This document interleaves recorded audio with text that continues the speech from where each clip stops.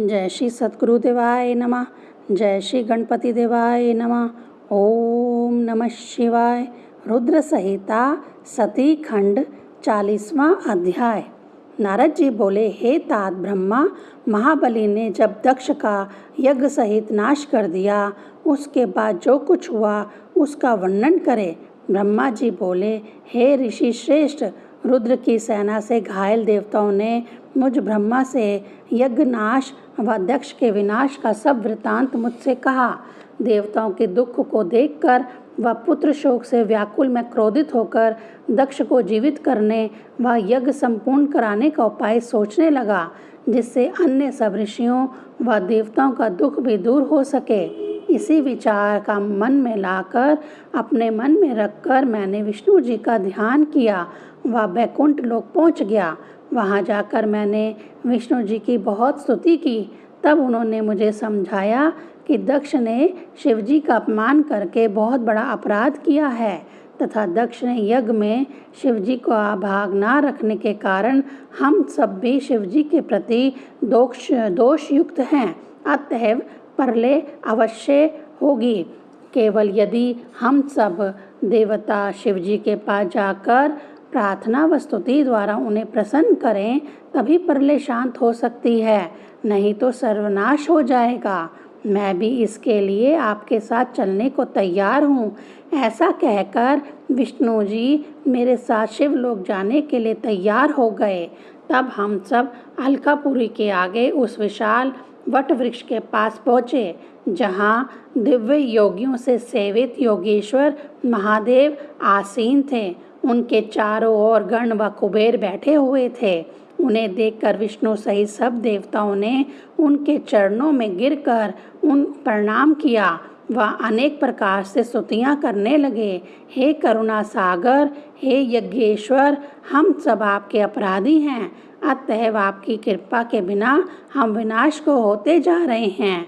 अब आप हमें अपने अपराधियों को हमें क्षमा करके अभी दान दें व प्रलय से हमारी रक्षा करें।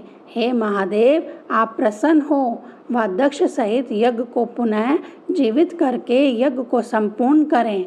भग देवता की आंखें ठीक हो जाएं, भृगु की दाढ़ी पहले के समान हो जाए व यजमानों को पुनर्जीवित करें। कृपा करके इन देवताओं की विपत्तियों का नाश करें। हम इस अवशिष्ट यज्ञ में आपको उचित भाग देंगे तथा आपको सर्वोच्च सम्मानित करेंगे। कृपा करके यज्ञ को पूर्ण कराएं। इस प्रकार हाथ जोड़कर नतमस्तक होकर सभी देवता उनकी स्तुति करते हुए उनसे प्रार्थना करने लगे। 41वां अध्याय।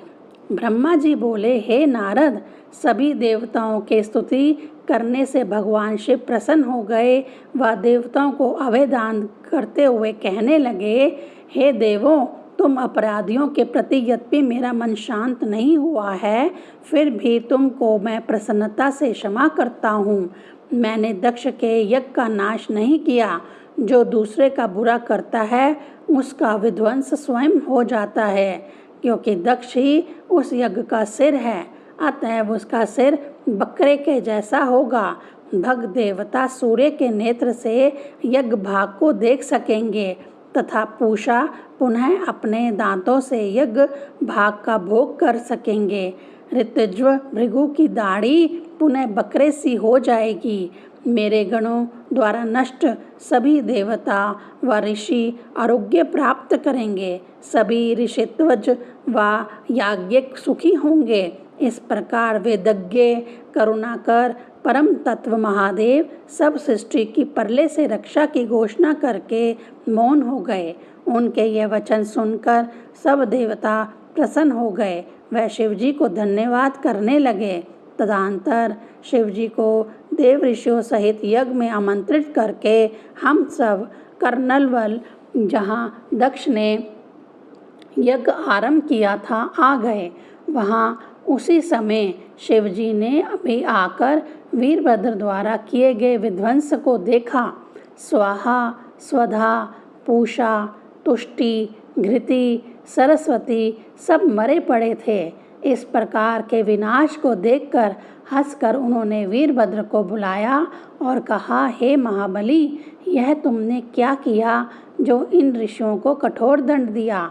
अब तुम दक्ष का शरीर मेरे समीप लाओ, जिससे उसने यज्ञ आरंभ किया था।